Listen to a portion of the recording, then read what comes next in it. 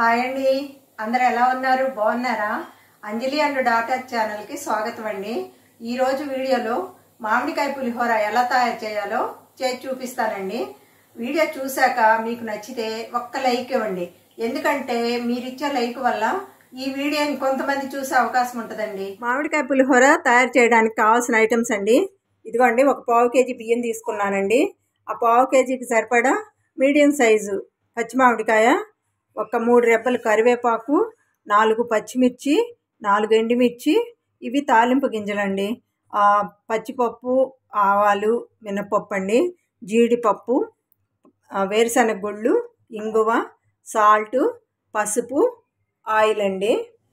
పులిహోర తయారు చేయడానికి బియ్యం కడిగి కుక్కర్లో పెట్టానండి. అన్నం ఉడికేటప్పటికి నేను ఈ మామిడికాయ శుభ్రంగా కడిగి పీలర్తో తొక్క తీసేసి తురిమి చూపిస్తానండి. ఇదిగోండి, మామిడికాయని ఇలా పీలర్ తోటి ఇలా తొక్క తీసుకొని ఇలా తురుముకుందామండి. మామిడికాయ ఇలా తురుముకొని ఒక బౌల్లోకి తీసుకున్నానండి. ఇప్పుడు ఈ లోపల మామిడికాయ లోపల ఉండే ఇత్తనం తీసేద్దామండి. ఇప్పుడు స్టవ్ వెలిగించి మంట మీడియంలో పెట్టుకుందామండి.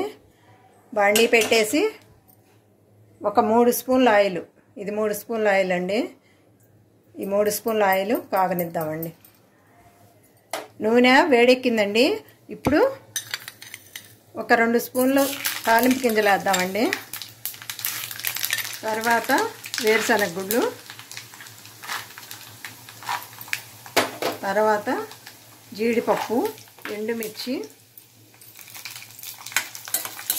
పులిహోరకి తాలింపులో గింజలు ఎక్కువ వేసుకుంటే చాలా బాగుంటుందండి. ఇప్పుడు ఇదిగోండి, 4 పచ్చిమిర్చి ఇలా నిలువున కట్ చేశాను.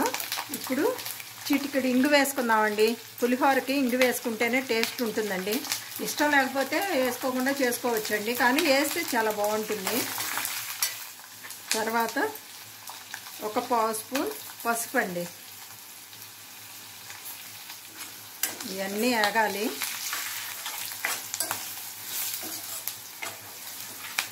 ఇప్పుడు కరివేపాకు వేద్దాము.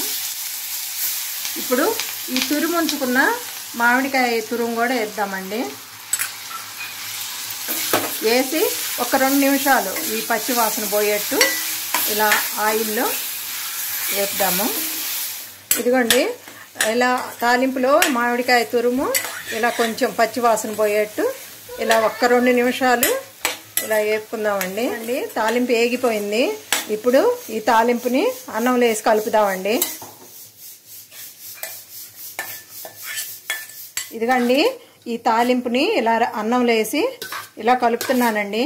మీరు కావాలంటే అన్నంలో వేసైనా కలుపుకోవచ్చండి. మామిడికాయ తురుము అన్నంలో కలుపుకొని తర్వాత తాలింపు అయినా పోసుకోవచ్చు.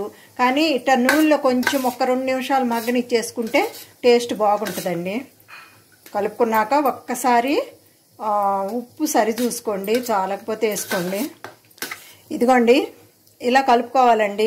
ఇప్పుడు మామిడికాయ పులిహోర తయారు చేయడం అయిపోయిందండి. ఇప్పుడు ఒక బౌల్లోకి తీసుకుందాం.